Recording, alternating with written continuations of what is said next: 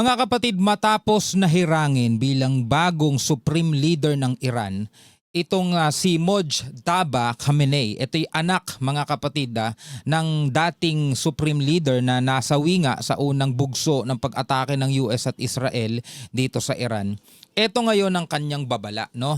Mananatiling sarado ang Strait of Hormuz bilang paraan ng pressure laban sa US at mga kaalyado nito. At binalaan pa na maaaring atakihin ang mga US military base sa rehiyon. Pag-usapan natin mga kapatid, ano ang magiging epekto nito sa pandaigdigan. I'm just a young nigga chillin' on a block. First time I seen ice was a Alright, magandang araw sa inyong lahat. Welcome ulit sa ating bagong video reaction, review, commentary, opinion, criticism at kung ano-ano pa. Tulad nga nung sinabi natin itong nakaraan mga kapatid, ang paglaban ng Iran dito sa US at Israel ay hindi sa pamamagitan ng military action. Bagamat sila ay gumagante ng kanilang mga drone at ballistic missile, pero ang pinaka-strategy na nakikita nating ginagawa ngayon ng Iran ay hindi sa pamamaraang pakikipagsabayan ng puwersa, mga tol, no? Kasi talagang malayo ang gap, no? Kung ang pag-uusapan natin is puwersa, malayo ang gap. Ngayon, ang ginagawa ng Iran, mga kapatid, is ginagamit nila etong Strait of Hormuz, yan, no? Nakalagay dito mula sa News 5, bilang a tool to pressure the enemy. Para gipitin, mga kapatid. Imagine mo kung si Trump, diba? Imagine mo kung si Trump, patuloy niyang binabakbakan, diba? Etong Iran. Araw-araw nakakatanggap siya ng 50 hanggang 100 tawag araw-araw mula sa iba't ibang leader ng bansa, ng iba't ibang bansa para hilingin na itigil niya na etong pagbakbak dito sa Iran dahil naaapektuhan na ang ekonomiya nila, ang ekonomiya nito mga bansa na to na umaasa yung enerhiya nila sa mga langis na nakukuha dito sa may Middle East. Sabi ka ganun dito sa balita mga kapatid, iginiit ng bagong supreme leader ng Iran na si Mojtaba Khamenei na mananatiling nakasara ang Strait of Hormuz bilang tugon sa patuloy na US-Israel strikes. Nagbabala rin siya sa US military bases sa Middle East na agad magsara dahil patuloy itong aatakihin ng Iran. Ito ang kauna-unahang pahayag ni Khamenei sa publiko matapos palitan sa pwesto ang ama niyang si Ayatollah Ali Khamenei na nasawi sa airstrike noong Feb 28. So eto yung pinakaunang unang babala niya mga kapatid laban sa kanilang mga kalaban. Ngayong bagong upo siya bilang supreme leader. Kaya nga mga kapatid, yung sanction ng Amerika bilang tugon dito sa ginagawang strategy ng Iran, yung sanction ng Amerika sa mga bansa na pinangkukunan din ng langis, mga sanctions oil, alimbawa sa Russia, inalis muna ng Amerika. So ngayon, happy ngayon si Putin kasi malaki ang kikitain niya ngayon dahil wala munang sanction sa mga langis na galing sa Russia.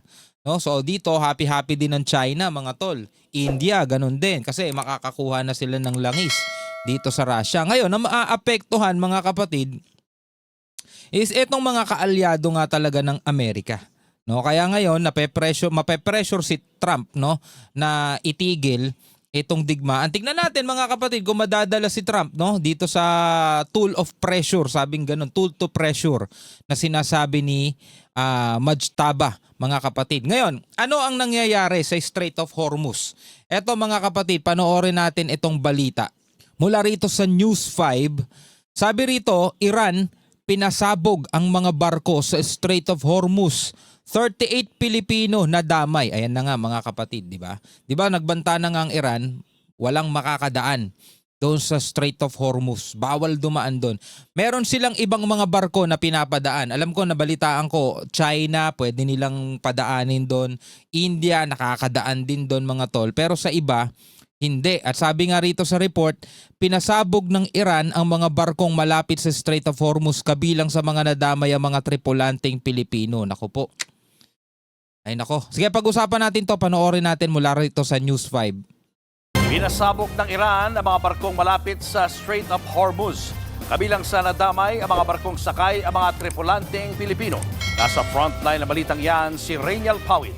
So para doon sa mga kababayan natin na may mga kamag-anak na seaman o tripulante dito sa mga nasabing barko na to, alam ko kung anong nararamdaman nila. Malamang talaga, sobrang nag-aalala ang mga yan. Nagliliyab ang oil tanker na yan malapit sa Iraq, binasabog ng Iranian Army. Nagising ka sa sabog? Oo nga. Sa isa pang video, maririnig na nagising pa ang mga Pilipinong tripulante sa pagsabog. Base sa report, sunod-sunod na oil tanker ang pinasabog sa Strait of Hormuz na isinara ng Iran. Ano, mga oil tanker mga tol ang pinapasabog nila. 'Di ba? Para talaga walang makakalusot. Yung iba nakaangkala lang, no? Kumbaga nakaparada. Tinarget nila para hindi na makapaglayag. 2 sa 3 barko may lulang mga Pilipino. Kinumpirma ito mismo ni Migrant Workers Secretary Hans Kakdak. 38 Pilipino ang lulan ng pinasabog ng mga barko. Sa kabila niyan, ligtas naman ang mga tripulante. So seryoso talaga mga kapatid. Etong IRGC o etong Iran na hindi lang basta-basta etong West Asia o Middle East ang makakaramdam ng ganti nila mga tol. Mararamdaman to ng buong mundo. At dahil nga doon sa kanilang strategy is mapipilitan ang buong mundo, ang maraming bansa na bagamat malayo sila sa nangyayaring gera. Kasi mga kapatid, di ba? Dahil nga malayo sa gera, yung iba sabihin wala naman, di naman tayo apektado dyan eh. Pero dahil sa strategy na ginawa ng Iran, mapipilitan itong mga bansang to na mag-usap-usap na upang i-pressure itong Amerika na itigil na ang pag-atake dito sa Iran dahil apektado talaga ang pambuong mundong ekonomiya.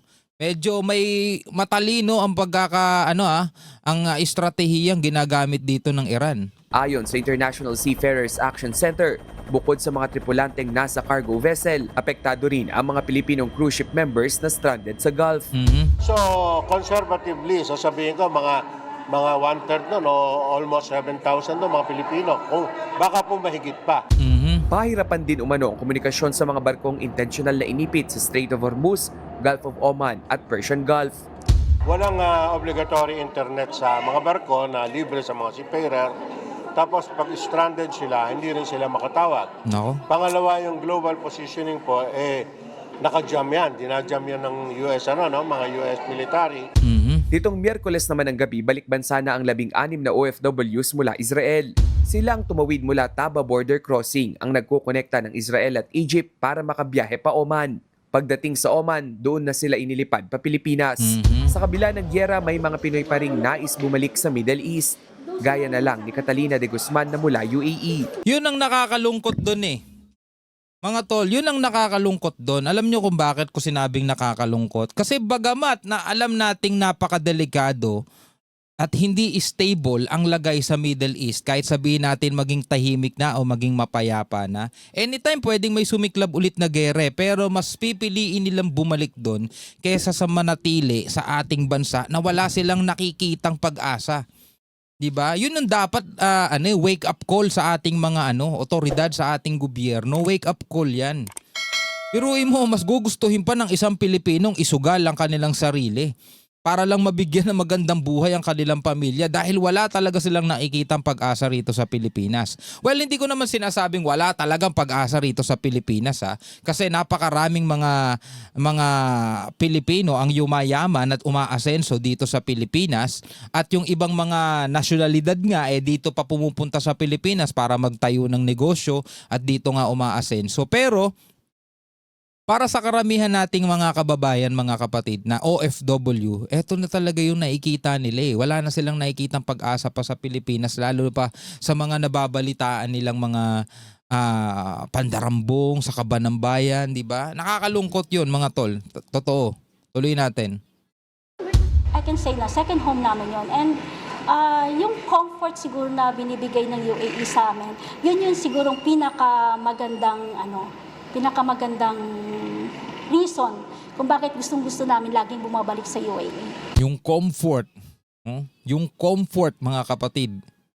Golden Visa holder na si Catalina at kanyang 2 anak. Ibig sabihin, maaari silang manirahan sa UAE ng 5 hanggang 10 taon. Inaantay na lang daw niya na matapos ang pasok sa eskwela ng 2 anak. Sa tala ng Department of Foreign Affairs, 199 ang repatriation request sa Dubai habang 68 naman sa Abu Dhabi. Samantala, ang iba't ibang religious organization at migrant advocates tulong-tulong na rin para sa mga apektadong Pinoy sa Middle East. Binuo nila ang Church Task Force for OFW Middle East Support. Isa sa mga target nito ang pagbubukas ng kanilang Church Global Partners bilang shelter at welfare. Sige, wag na natin pag-usapan yan. Again mga kapatid, dito sa Pilipinas, hindi naman dapat mawalan tayo tuluyan ng pag-asa. May pag-asa pa talaga rito sa Pilipinas. Mayaman ang Pilipinas mga tol. Maniwala kayo. Kita niyo yung male-maleta. Pera ng Pilipinas yun. Pera ng taong bayan yun. Para sa taong bayan talaga dapat yun. Mayaman ang Pilipinas. Kung hindi lang sana tayo ninanakawan ng ating mga inihalal pa mismo. Diba? Mga taong pinagkatiwalaan nating tutulungan tayo. Diba? Kaso yung mga perang dapat ipantulong sa atin, yung mga perang ginagamit para pagandahin sana yung ating mga kalsada, diba? Pagandahin sana yung education natin, yung health system natin, napupunta lang sa bulsa nila. Kaya nagiging mahirap ang Pilipinas. Pero ang totoo, mayaman ang Pilipinas. May pag-asa pa. Wag lang sana kayo magpapaalipin sa mga politiko, mga tol. Ang problema magkaibigan, magkamag-anak, mag-asawa o kahit na talagang mag-best friend, nag-aaway dahil magkaiba ng politikong pinapanigan, yun ang nagiging problema rito. Anyway mga kapatid, bilang mga Pilipino, ano ang inyong masasabi ninyo? Ano ang inyong masasabi dyan? Comment na lamang kayo sa ibaba. Hanggang sa muli, ako nga pala si Shobaldi. Peace out.